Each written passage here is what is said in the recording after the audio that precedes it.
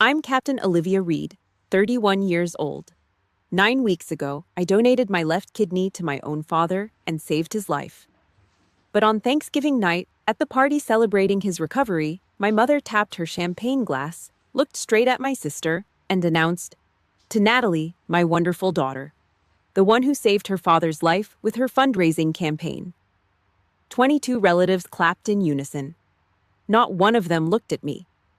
I sat there with a fresh 15-centimeter scar burning in my side, 9 weeks of unpaid medical bills, an empty bank account, and a body that will never be the same. Meanwhile, my own mother acted as if my donation never happened. Just as I was about to walk out, an old hand gripped my wrist under the table. It was my father. He slipped a napkin into my hand. The word scribbled on it changed everything. And when my mother and sister finally found out the truth a few weeks later, our family didn't just fall apart. It exploded. If you're watching this video, hit that subscribe button and let me know where you're watching from in the comments. I read them all. But first, let me take you back 31 years, to the moment I first started feeling like a ghost in my own home. I figured out I was a ghost when I was 12. It wasn't a sudden haunting. It was a slow erasure. My mother, Claire, started cropping me out of the family Christmas cards. At first, I thought it was a mistake, a bad angle, or a printer's error. Then I realized the truth. I was growing up to look exactly like Aunt Julie, the younger sister my mother hated with a cold, quiet venom. Every time she looked at me, she saw a dead woman's jawline and eyes. She couldn't kill the memory, so she decided to kill the girl standing in front of her. My father, Kenneth, saw it happening. He saw me fading, but he chose silence. He chose the peace of my mother's approval over the soul of his youngest child. By 18, I'd had enough of being a phantom. I signed the enlistment papers on my birthday. No one drove me to the Greyhound station. No one waved goodbye. I sat on that bus with one duffel bag and a hollow chest, heading toward a world where, if you don't exist, you die. In the Army, they tell you your life depends on the person to your left. At the Reed house, if you exist, my mother makes it her mission to destroy you. By 31, the gap between us wasn't just emotional, it was mathematical. My sister Natalie, the golden child, sat in a corner office as vice president of Reed Medical. She pulled in a cool $185,000 a year. She drove a Lexus that smelled like new leather and unearned privilege. My mother called her the family's legacy. I was an Army captain making 36 grand. I lived in a studio apartment where the walls were so thin I could hear my neighbor's alarm clock. My deployments were the perfect excuse for them. They never had to invite me to company galas or summer retreats. I was away on duty. I learned to set a perimeter. I stopped calling. I stopped waiting for the invite. Then came the night of July 20th. It was the 27th anniversary of Reed Medical, a high society gala with 200 elite guests. I, of course, didn't have an invitation. At 9:45 p.m., I was sitting on my thrift store couch, eating cold pasta out of a plastic container after a double shift at the Veteran Support Fund. My phone buzzed.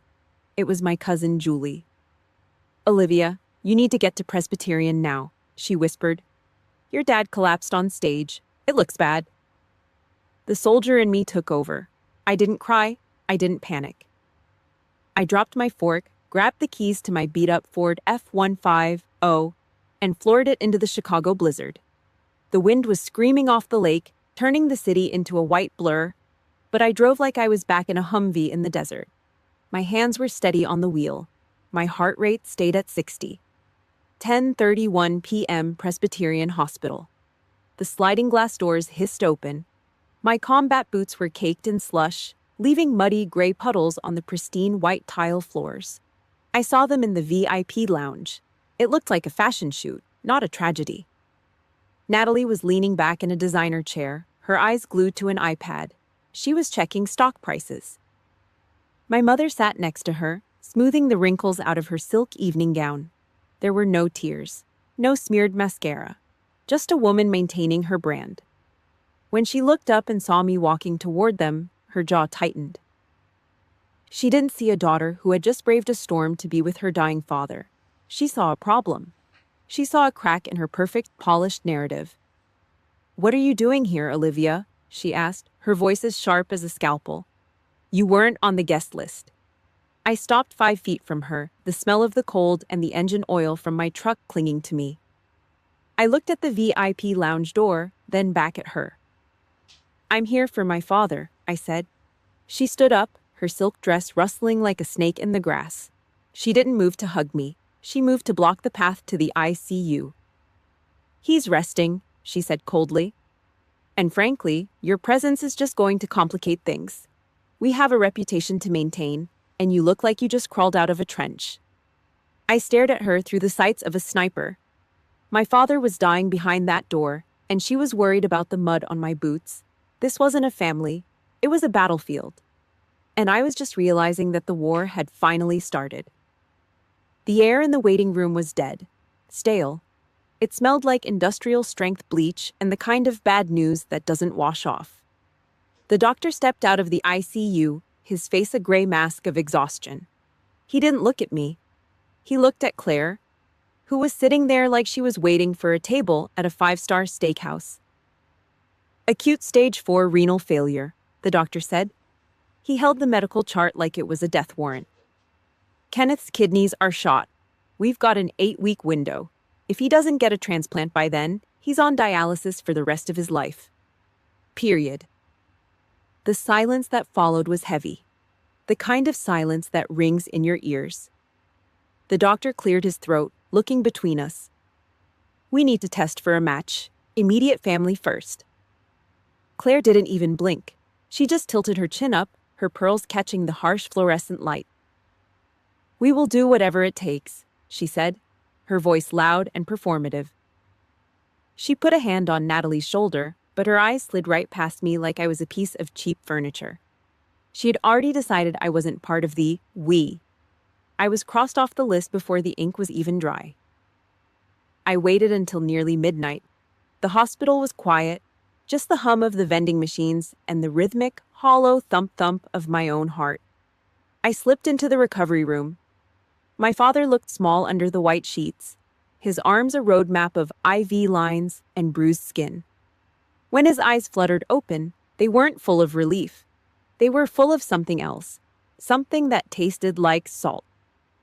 "I thought you weren't coming," he rasped. The words were dry, broken glass in his throat.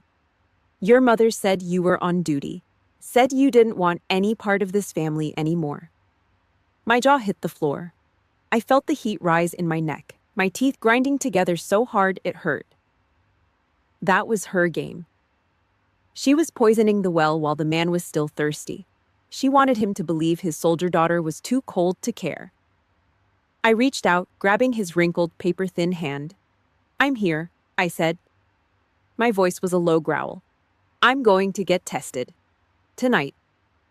1 week later, the results hit the kitchen table like a brick. Type O positive, a 98% tissue match. I was the golden ticket, the perfect donor.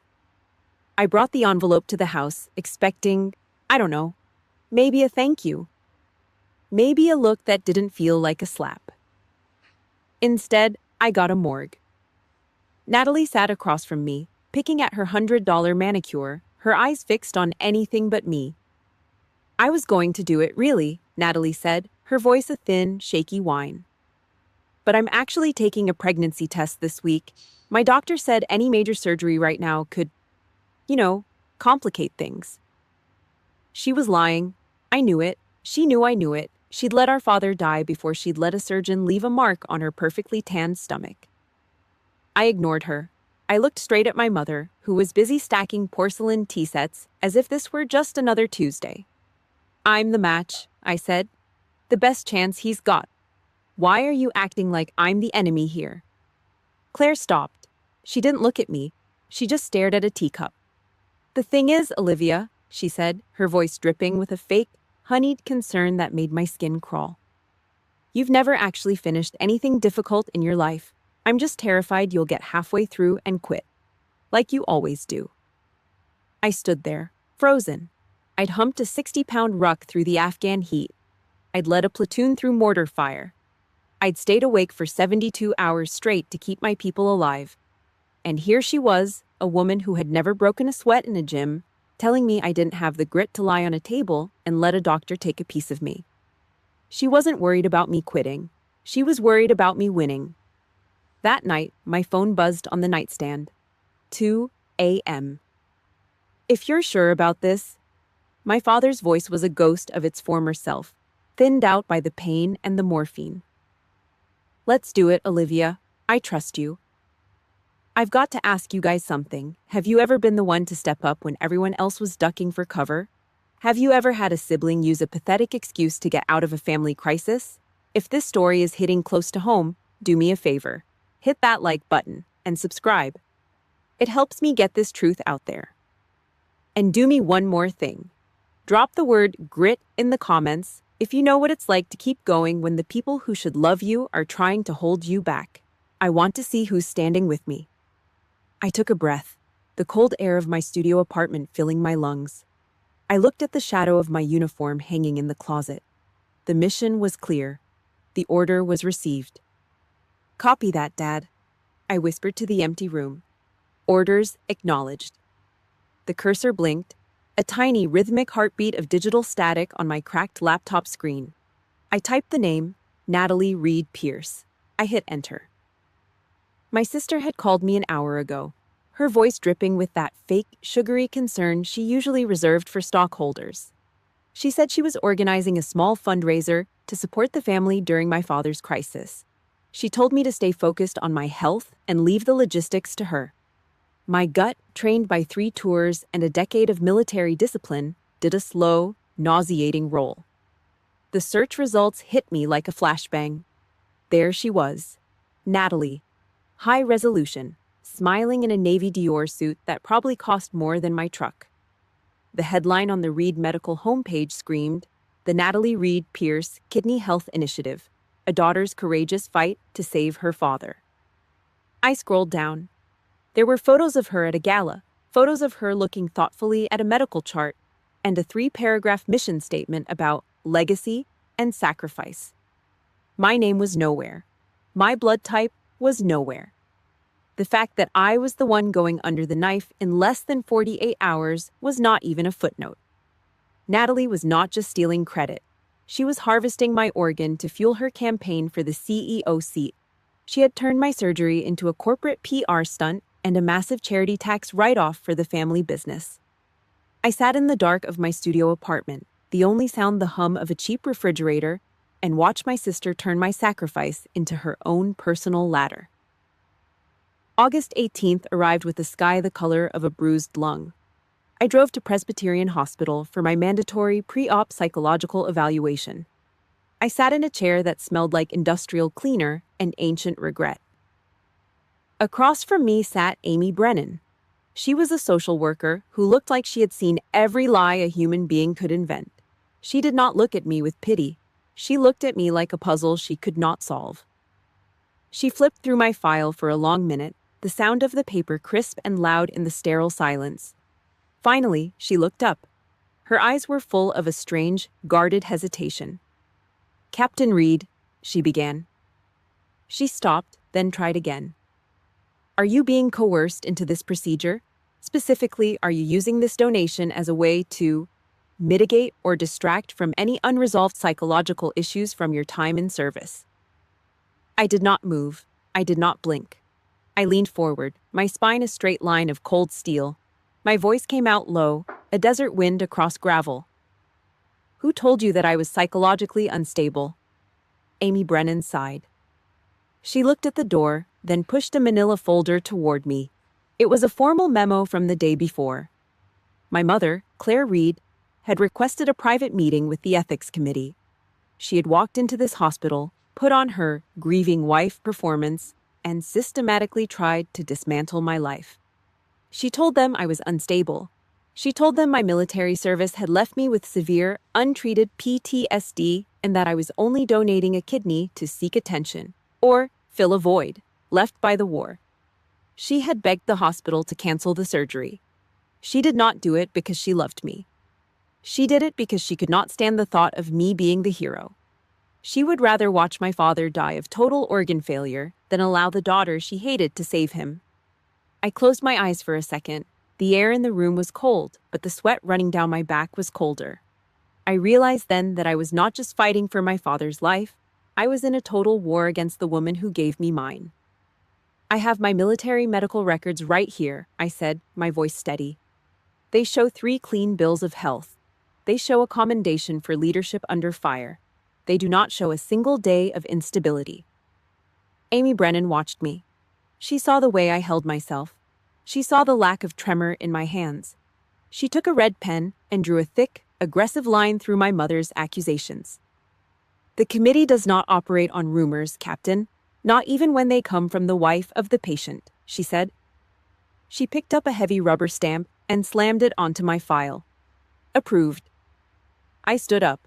I did not say thank you. I did not smile. I walked out of that office and headed toward the surgical wing. My boots clicked on the white tile, a rhythmic military cadence. 1, 2, 1, 2. The hospital staff was moving around me, but I did not see them. I was back in the headspace of a mission. I was checking my perimeter. I was identifying the targets. Claire and Natalie thought they were playing a family game of chess. They did not realize they had just invited a sniper to a knife fight. I reached the double doors of the operating room. A nurse approached me with a gown and a thin blue cap. I took them. I looked at my reflection in the glass of the door. I did not look like a daughter anymore. I looked like an operative about to walk into a hot zone. The war had moved from the boardroom to the operating table, and I was going to win it, one incision at a time. September 15th, pre-op. The hospital gown was thin, paper-like, and smelled of industrial laundry detergent. It did nothing to block the chill of the surgical wing. I sat on the edge of the gurney, my back straight, heels locked. Habit. Even in a hospital, a captain doesn't slouch. The door swung open at 5:45 a.m. Natalie walked in first, her heels clicking a sharp, expensive rhythm on the linoleum. She looked perfect. Not a hair out of place. No sign of the grief she'd been selling on her website. She didn't ask how I felt. She didn't touch my hand. Instead, she pulled out her iPhone, flipped the camera to selfie mode, and pouted for the lens. "Hold still, Liv," she muttered, adjusting her angle so the edge of my hospital bed and the IV pole were framed perfectly in the background. Click. She checked the shot, satisfied with her devoted sister performance for the Reed Medical Facebook page. Claire stood by the door, checking her gold Cartier watch. She didn't step inside the perimeter of the room. She looked at me like I was a flight delay, something inconvenient she just had to endure. "Good luck," Claire said. The words were cold, hollow. She didn't wait for a response. She turned and pulled Natalie out of the room. The visit lasted exactly 30 seconds. I lay back and stared at the white ceiling tiles. I've gone into hot zones with more backup than this. I've had brothers in arms hold a perimeter for me while the world was screaming in fire. Here, I was giving away a piece of my body to save the man they claimed to love, and I was completely alone. I woke up at 2:17 p.m. The first thing I felt was the fire. It felt like someone had shoved a lit road flare under my left rib cage and twisted it. Sharp, hot, relentless. Every shallow breath felt like a serrated blade moving through my side. My throat was a desert, dry, gummy. I reached for the call button. My arm felt like it weighed 1,000 pounds. I pressed it. Nothing happened. Not at first. I lay there in the recovery room, the silence thick enough to choke on. No family. No Natalie pretending to care now that the cameras were off. No Claire. Just me and the rhythmic, mocking tick of the wall clock. 1 hour. 2. 4. I kept my eyes on that clock. In the Army, you learn to embrace the suck. You learn that pain is just information. I told myself they were with my father. I told myself Kenneth was the priority.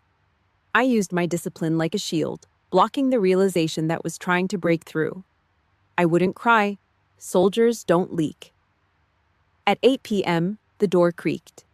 It wasn't Claire. It was a nurse named Beth. She was older, with tired eyes and a kind mouth. She moved efficiently, checking my vitals and the drainage tube in my side. She wouldn't look me in the eye. "How's my dad?" I rasped. My voice sounded like a stranger's. "Are they still in the waiting room?" Beth paused. She bit her lip, her hand lingering on the IV bag. She looked at me then, and the pity in her eyes hit me harder than the surgical pain. "Your father is stable," Beth said softly. "He's been out of surgery since 3 p.m. He's doing well, Olivia." "And my mother, Natalie?" Beth hesitated. She looked at the door, then back at me. "They're in the VIP suite right next door. They've been there for 5 hours. I told them you were awake. They said they didn't want to disturb your rest." The truth was a cold punch to the gut. They were 30 feet away. 5 hours. A single door between us. And they chose not to open it. Claire hadn't even bothered to walk across the hall to see if her daughter had survived the surgery she'd tried to sabotage. "Thank you, Beth," I said. I turned my head away so she wouldn't see the mask slip. 2:50 a.m. The hospital was a tomb. The only sound was the distant hum of the HVAC system. Then I heard it. A faint, rhythmic squeak. The sound of rubber on linoleum. The door pushed open slowly.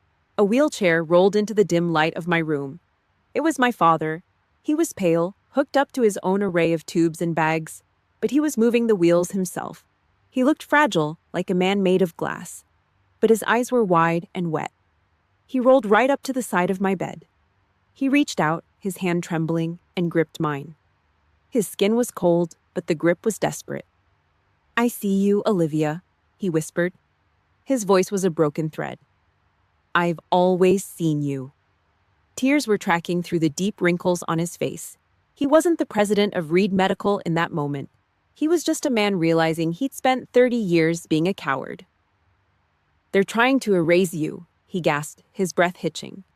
"Claire, Natalie, they think they can just take what they want and leave you in the dark, but I won't let them." He squeezed my hand harder, pulling me closer. "I'm going to give you everything, Olivia. Everything they think they've already won. Use it. Use it to fix the mess I made. Burn it all down if you have to."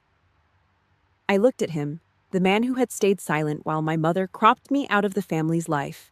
He was finally giving me an order. And for the first time in 31 years, it was an order I wanted to follow. The mission had changed. I wasn't just a donor anymore. I was a weapon. 9 weeks. That was the sentence. I was locked in my own studio apartment, a space so cramped I could practically reach the kitchen sink from my bed without standing up. No lifting anything heavier than a gallon of milk. No driving my Ford F-150. Just me, the chemical smell of generic rubbing alcohol, and a fever that wouldn't quit. It peaked at 101.2 degrees. The infection was deep, a hot throbbing pulse in my side that felt like a debt collector knocking from the inside of my ribs. Claire and Natalie had insisted on the surgery at a high-end private hospital. The best for Kenneth, they told the board. They forgot to mention one detail. The facility was completely out of network for TRICARE. My military insurance didn't cover a single cent of the private recovery suite or the specialist surgeons they'd handpicked for the photo op. The bills started hitting the floor like heavy white snow. I sat on the linoleum floor of my kitchen, sorting the damage. The paper felt sharp against my fingers. $11,230. That was the number. That was what it cost to save a man who had spent 30 years watching me get erased. My savings account was a graveyard. Every cent of my hazard pay from 3 tours in the desert, money I'd earned while being shot at in places that didn't have names, was gone. I looked at my phone. The banking app icon was a blur of blue, but the number next to my balance was bright, screaming red. Overdrawn. I sat there, sweating through a cheap gray t-shirt, and realized I was being bled dry. I picked up a glossy magazine from the coffee table. Natalie was on the cover of a local business journal. She was holding a giant ceremonial cardboard check for $83,200. She was smiling at the mayor, her hair windswept and perfect, her teeth white enough to blind someone. The article called her a selfless visionary and the heart of Reed Medical. I dug into the public financial filings for the company on my laptop. I didn't need a finance degree to see the play. The 83 grand Natalie raised was funneled through the company's matching gift portal. Because of the way they'd structured the donation, the family corporation was set to enjoy a $41,600 tax deduction. My kidney wasn't a gift to my father. It was a tax shelter for the business. They'd cut a piece of my body out and used it to balance their books. My stomach turned. I reached for the bottle of cheap generic antibiotics on the counter. The plastic cap clicked, a small, lonely sound in the quiet room. I had to call the hospital's billing office. My hand was shaking, not from the fever, but from the pure, raw humiliation of it. Me, an Army captain who had led a platoon through the mud, was now a person who had to lower her voice and beg a clerk named Brenda to let her pay $200 a month. "I'm good for it," I said, my voice cracking. "I just need a little time." Brenda didn't care about my service. She didn't care about the scar. She just wanted the numbers to match. I hung up and leaned my head against the cold refrigerator door. I wasn't even sure I'd have rent money by the end of the month. I was the woman who saved the billionaire, and I was 3 days away from an eviction notice. Clink. The sound of the mail slot was like a gunshot. I crawled across the floor, my incision screaming at me to stop. I reached the door and saw a plain white envelope. No stamp, no return address. I tore it open. Inside was a check for $2,000. It was drawn from my father's personal account, not the company's. Along with the check was a small yellow sticky note with his handwriting, shaky but deliberate. "I know this isn't enough," the note said. "I'm sorry. I can't do more without her noticing the ledger. Not yet. Just wait for it. Thanksgiving." I stared at the check. $2,000 wouldn't even cover the interest on the debt I owed, but that wasn't the point. The point was the signal. My father was finally awake. He wasn't just breathing. He was planning. He was telling me to hold my position. He was telling me that the battlefield was being prepared. I looked at the red numbers on my banking app one last time. Then I turned the phone off. I went back to the bed and lay down, staring at the ceiling. The fever was still there, but the despair was gone. In the Army, you learn that the hardest part of any mission isn't the fight. It's the waiting. You sit in the dark, you check your gear, and you wait for the order to move. My father had given me the date, November 23rd, Thanksgiving. I touched the bandage on my side. The pain was still sharp, but now it had a purpose. I wasn't a victim sitting in a studio apartment anymore. I was a soldier in a foxhole, waiting for the sun to come up. I closed my eyes and listened to the sound of the city outside. The sirens, the wind, the noise of a world that didn't know a war was coming. "I'm waiting, Dad," I whispered. "I'm holding the line." November 23rd, Ashford Hall. The air in the VIP lounge smelled like expensive perfume, roasted turkey, and old lies. I stood at the entrance, pulling my shoulders back. I was wearing a navy silk dress with a deep slit on the left side. It wasn't for style, it was for the scar. That 15-centimeter jagged line of red tissue was my only medal from this war, and I was going to make sure it was visible. I walked to the reception desk to find my name card. I found it. Table 18. Table 18 was tucked in the far corner of the ballroom, right next to the kitchen doors. It was the exile zone. I was squeezed between 3 toddlers with sticky fingers and 2 distant cousins who looked like they were just here for the free booze. At the head of the room, on a literal pedestal, sat the royalty. My mother, Claire, my sister, Natalie, and my father, Kenneth. They looked like a goddamn greeting card. Natalie was wearing a dress that probably cost more than my Ford F-150.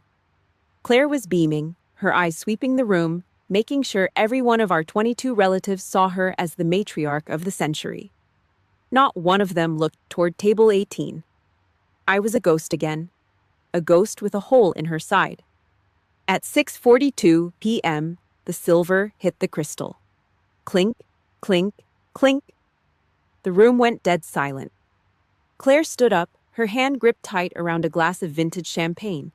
She took a breath, her eyes welling up with practiced Hollywood-style tears. "Family," she started, her voice echoing off the vaulted ceilings. "We all know the nightmare we've lived through these past few months. Watching Kenneth fade away was the hardest thing I've ever endured." She paused for effect, letting a single tear roll down her cheek. But in that darkness, a leader emerged, someone with the strength and the compassion to guide this family back to the light. I felt my heart hammer against my ribs. I looked at the scar on my side. This was it. She was finally going to say it. "To Natalie," Claire announced, her voice booming with pride. "My wonderful daughter. The one who truly saved her father's life with her tireless fundraising and her unwavering spirit." The room erupted. 22 crystal glasses flew into the air. The applause was deafening, a wall of sound that hit me like a physical blow. Natalie sat there, ducking her head with a fake, modest smile that made me want to vomit. The taste of iron filled my mouth. I had bitten through my lip. They were doing it. They were actually doing it.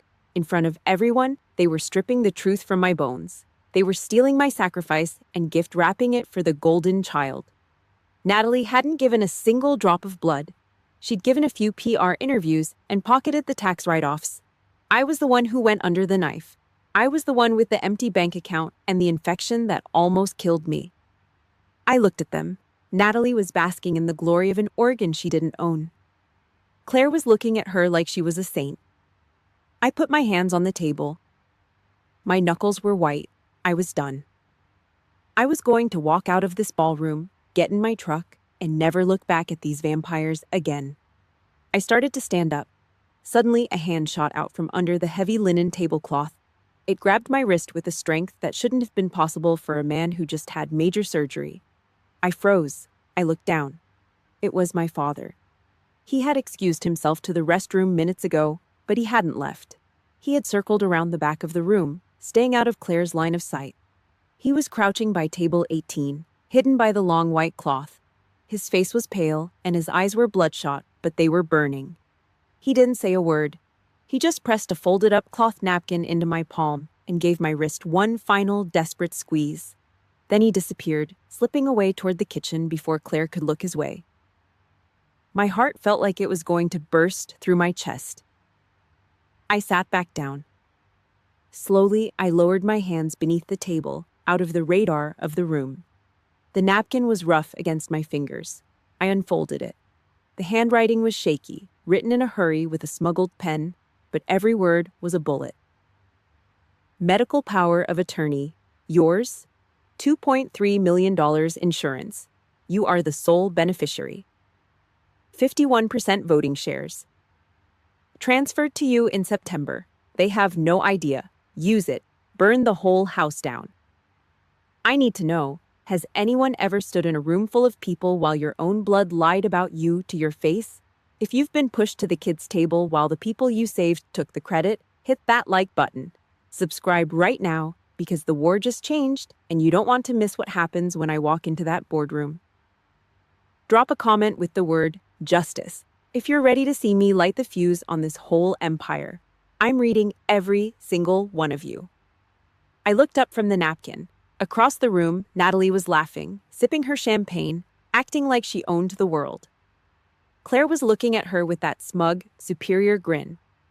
I didn't feel the pain in my side anymore. I didn't feel the cold. I reached for my water glass. My hand was as steady as a rock. The Reeds thought they were celebrating a recovery. They didn't realize they were sitting on a pile of dynamite, and I just found the detonator. "Copy that, Dad," I whispered into my glass. Mission accepted. November 25th. 2 days after the Ashford Hall disaster. The Chicago sky was a flat, miserable sheet of slate. I drove my Ford through the slush to a glass tower downtown. No music, just the heater humming and the ghost of a scar itching under my coat. Russell Walsh's office smelled like black coffee and the kind of expensive paper that ends lives. Walsh didn't do small talk. He was a shark in a charcoal suit, the kind of guy who'd find a loophole in the 10 Commandments. He didn't offer me a seat. He just slid 3 heavy manila folders across the polished mahogany desk. "Your father's been busy," Walsh said. His voice was a dry rasp. I opened the first folder.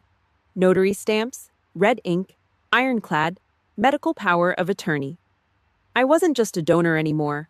I was the one who decided if Kenneth Reed lived, died, or got moved to a different facility. Claire was legally locked out of the room. The second folder was the payoff. A life insurance policy for $2.3 million. I scanned the beneficiary line. My name sat there alone. Claire had been scrubbed. My mother, a woman who measured love and net worth, had just been declared bankrupt in the eyes of my father's ghost. But the third folder? That was the armor-piercing round. 51%. Voting control of Reed Medical. In the eyes of the law, I owned the company. I owned the board. I owned the legacy Claire had spent 30 years building on the backs of everyone else. He left a letter, Walsh added, sliding a smaller envelope over the mahogany. Read it, then we talk.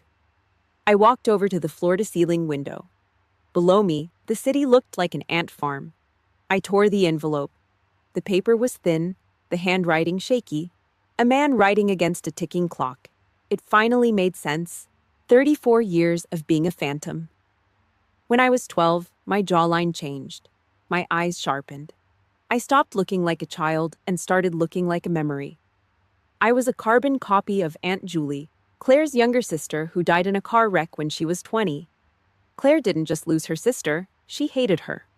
Julie was the one everyone loved, the one Claire could never outshine. My mother couldn't handle a ghost walking in her hallways. So, at 12, she packed me off to a cold boarding school in New England. No hugs, no explanations, just a suitcase and a bus ticket. She spent 2 decades trying to erase my face because it reminded her she was second best. My father knew. He admitted it in the letter. He'd watched her destroy me to keep the peace at home. He chose a quiet house over a daughter's heart. He called himself a coward. But now, he was handing me the rifle and the coordinates. He was giving me the power to finish what his silence had started. I folded the letter. My heart rate sat at a dead 60. No tears, just a cold, hard clarity. The girl who wanted a mother's love was dead. The captain was all that was left.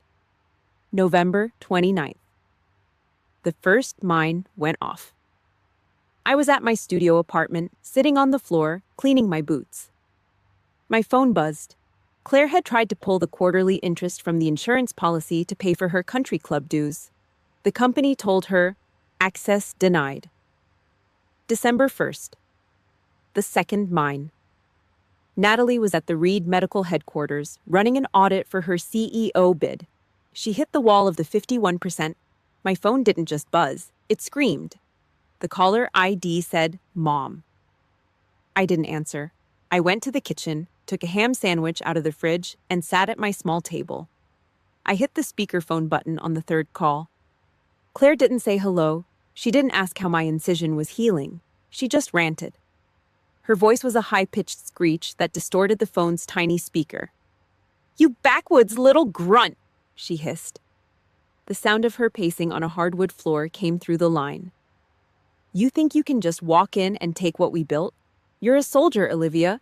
You're meant to follow orders, not give them. Give the shares back to Natalie, or I will make sure the board destroys you before you can even take a seat. I took a bite of the sandwich. I chewed slowly. I didn't say a word. I just listened to her unravel. She sounded like a frantic animal caught in a trap of its own making. Are you even listening to me? She screamed. You're playing martyr, but you're just a thief. You're a mistake Kenneth made when he was high on morphine. I'll have you in court for a decade. I reached over and tapped the red button. Beep. Silence. The apartment was quiet.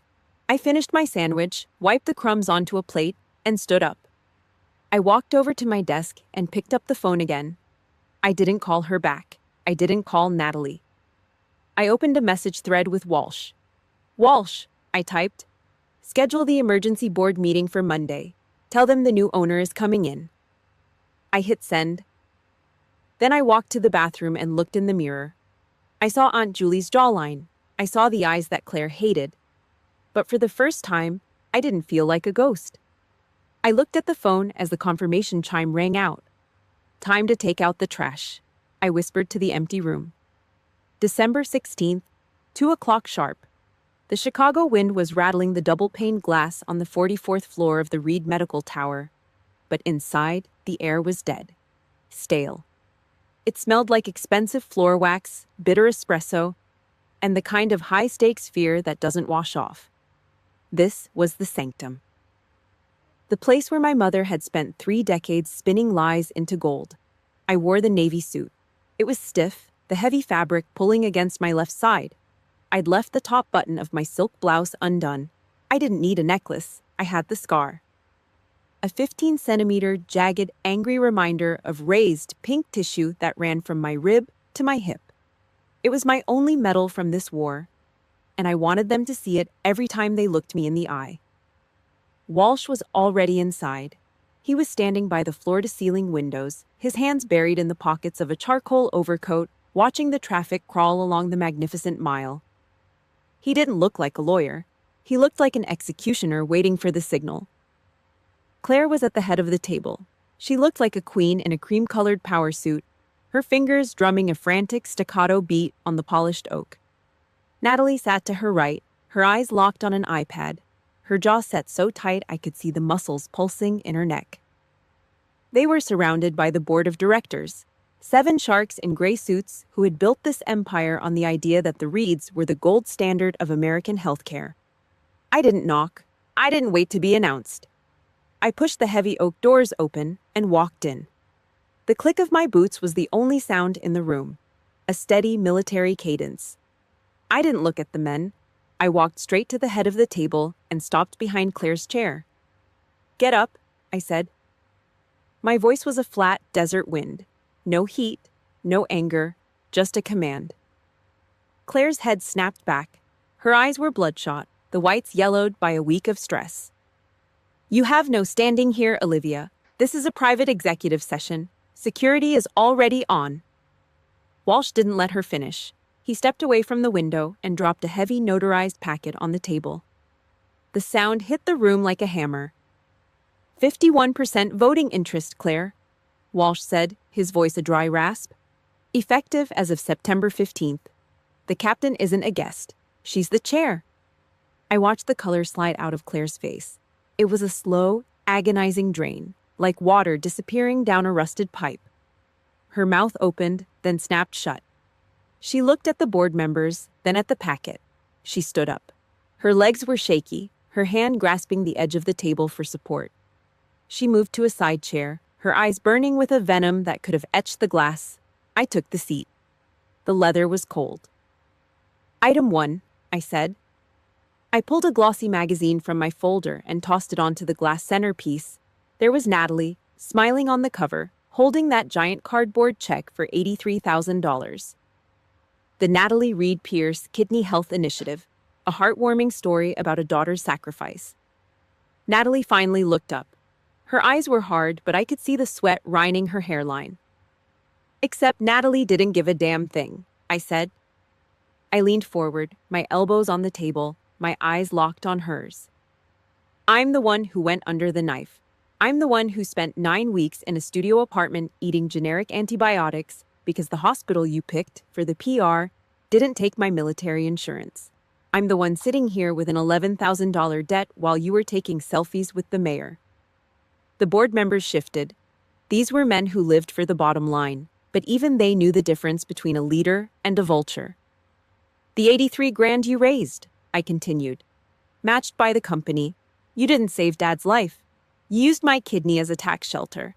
You leveraged a family tragedy into a $41,000 corporate write-off." "That's just smart business," Natalie barked. She stood up, her face a blotchy red. "You wouldn't understand. You've spent 10 years playing soldier in the dirt while I kept this company afloat. You don't know the first thing about legacy." Claire saw her opening. She leaned in, her pearls rattling. "You're delusional, Olivia. This is exactly what I warned the committee about. You're unstable. The PTSD, it's finally caught up to you. You're having an episode. You're trying to burn down your own family because you're jealous of your sister's success." The room went dead. The unstable soldier card. Claire was smiling now, a thin, triumphant smirk. She thought she'd won. I didn't blink. I just looked at Walsh. He reached into his leather briefcase and pulled out a single sheet of paper. It had the Presbyterian Hospital seal at the top. At the bottom, a heavy red stamp, the silver bullet. I slid it across the table. It hissed over the polished surface and stopped in front of the board's lead counsel. "Read it," I said. The lawyer cleared his throat. He looked at Claire, then at the paper. His hands began to tremor. "This is a transcript from the Ethics Committee inquiry, August 18th, an emergency meeting requested by Mrs. Claire Reed. She requested the immediate cancellation of the transplant surgery, citing the mental instability of the donor, Olivia Reed. When informed that a cancellation at that stage would result in the inevitable death of the patient, Mrs. Reed responded." The lawyer stopped. He looked like he wanted to be anywhere else. "Read it," I commanded. "Then that is his fate," he whispered. "I will not have that girl back in my house as a hero. I'd rather lose him than let her win." The silence that followed was a vacuum. The board members looked at Claire, and for the first time in 30 years, they saw her without the filter. They saw the woman who was willing to commit murder by omission just to spite the daughter she couldn't erase. Claire's mouth was working, but no words came out. She looked like a ghost. Natalie had shrunk into her chair. The PR campaign, the golden child. It was all gone, melted away by a single red stamp. I stood up. I walked around the table until I was inches from Claire. She was trembling. "You weren't worried about me quitting," I said, my voice like a serrated blade.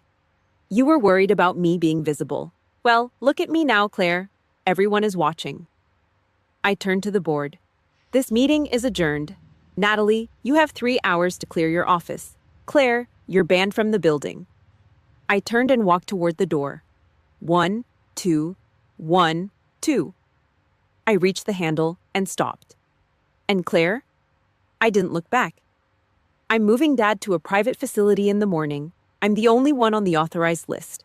You wanted him gone? Now he is. To you, he's officially dead." I pushed the doors open and walked into the hall. Behind me, I heard the first jagged, pathetic sob break from her throat. It wasn't a mother's cry. It was the sound of a legacy turning to ash. I didn't stop. The mission was only halfway done. The boardroom was still. The kind of stillness that comes after a gunshot. I leaned forward, my palms flat on the cold oak table. I didn't look at the lawyers. I didn't look at the board members. I looked straight at the woman who had spent 31 years trying to turn me into a shadow. "Effective immediately," I said. My voice was a low, steady rumble. "Claire Reed is removed from her position as Chief Financial Officer. Security is already in the hall. They will escort her to her office to collect her personal belongings. Anything company-owned stays behind. Everything." Claire's face went from a deathly white to a mottled, ugly purple. She slammed her fist onto the table, her heavy gold rings clacking against the wood. "You can't do this. You're a child playing with fire. I built this. I am the heart of Reed Medical." I didn't blink. I didn't even breathe harder. I just looked at the board members. 5 out of 7 hands went up. The vote was a formality, a firing squad with paper instead of lead. "The board has spoken, Claire," I said. I turned my head slightly toward my sister. Natalie was trembling, her expensive iPad clutched to her chest like a shield. "And you, Natalie, you have 2 choices. You can accept a demotion to mid-level manager, half the salary, no corporate car. You report to a supervisor who doesn't share your last name. Or you can clear your desk by 5 o'clock. Choose now." Natalie opened her mouth, but nothing came out. She looked at our mother, then back at me. For the first time in her life, the golden child realized that the gold was just cheap spray paint. The dominoes started falling before the sun went down. By 6 o'clock, Claire was being marched out of the building by 2 security guards who looked like they were enjoying it. By 8 o'clock, she arrived at the family estate only to find the locks had been changed. Kenneth, my father, had finally found his spine. He'd had his lawyer deliver the separation papers to the front gate. He was done being a victim of her peace. The leak happened shortly after. The ethics committee report hit the local business wires. When Natalie's husband, a man who lived and died by his family's honor, read the transcript of how his wife and mother-in-law had tried to let Kenneth die just to spite me, he didn't scream. He didn't argue. He just called a locksmith and a divorce attorney. The perfect American marriage was dead before the first snow of the season, December 30th. The wind was whipping off Lake Michigan, turning the city into a freezer. I was sitting in my studio apartment, drinking a cup of bitter, black coffee. The radiator was clanking, a rhythmic, lonely sound. Then came the knock, heavy, desperate. I opened the door. Natalie was standing there. She looked like hell. No Dior coat, no designer heels. Her hair was a matted mess, and she smelled like a bottle of cheap gin and 3 days of regret. She stumbled inside, her knees buckling as she hit my thrift store sofa. She started to sob. Not the quiet, pretty sob she used for the cameras, but a jagged, ugly sound. "She used me, Olivia," Natalie gasped, her fingers digging into the worn fabric of the couch. "Mom." She turned me into a doll, a puppet. I didn't even know who I was anymore. I just wanted her to love me. "Why? Why did you still do it? Why did you give him your kidney when you knew she'd try to bury you?" I didn't move. I stayed leaning against the kitchen counter, my arms crossed. I felt the pull of the scar in my side. Natalie reached out, her hand trembling, trying to grab my sleeve. "I've lost everything. The house, the job, the marriage. Please. You're the only one left." I stepped back, just an inch. The perimeter was established. "I didn't do it for her," I said. My voice was ice. "I did it because he's my father." "My character isn't a reaction to her cruelty, Natalie. It's a choice I made in the dirt while people were shooting at me. My soul isn't for sale, and it's not for rent." Natalie buried her face in her hands, her shoulders shaking. "I'm so sorry. Please, can we be sisters again?" I looked at her. I saw the girl who had let me sit at the kids' table. I saw the woman who had stolen my sacrifice for a tax write-off. I felt a strange, hollow kind of peace. "I forgive you, Natalie," I said. The words were heavy, like stones being dropped into a well. "I really do. I won't carry the weight of hating you anymore. It's too much gear to hump." She looked up, a spark of hope in her bloodshot eyes. "Does that mean—" "No," I cut her off. My eyes were locked on hers. "Discipline is discipline. You don't get to burn a bridge and then act surprised when you're standing in the water. You chose your side a long time ago. I forgive you, but I don't trust you, and I don't want you in my life." I walked to the door and opened it. The cold air rushed in, sharp and honest. "You're not my sister anymore," I said. "You're just someone I used to know." Natalie stood up. She looked at me, realizing there was no crack in the armor, no way back in.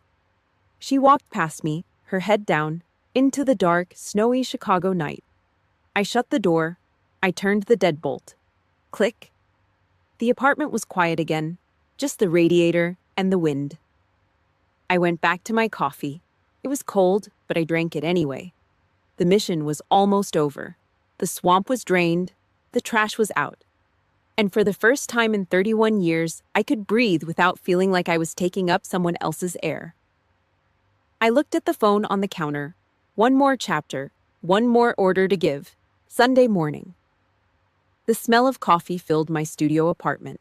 Not the expensive, over-roasted sludge they served in the executive lounge at Reed Medical, but the strong, dark, $5-a-bag stuff I brewed myself.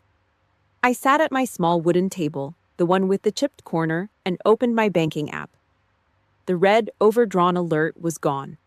In its place was a balance that would have made the old Olivia dizzy. I didn't feel rich.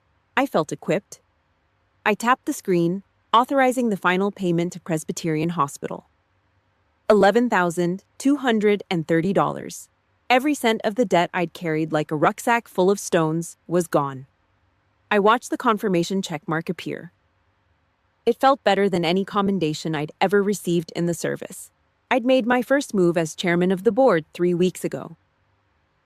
I didn't take Claire's office. I didn't want the leather chairs or the view of the lake. I hired a guy named Marcus to be the CEO, a man with a solid track record and a soul that hadn't been bleached white by corporate greed. I told him to run the business. I told him to make it honest. I stayed on his chair just to keep the sights aligned. Then, I did what the Reeds never could. I established the Rear Guard Fund. It's a $50,000 annual grant for living donors who find themselves outside the safety net. My first check went to a woman named Maria.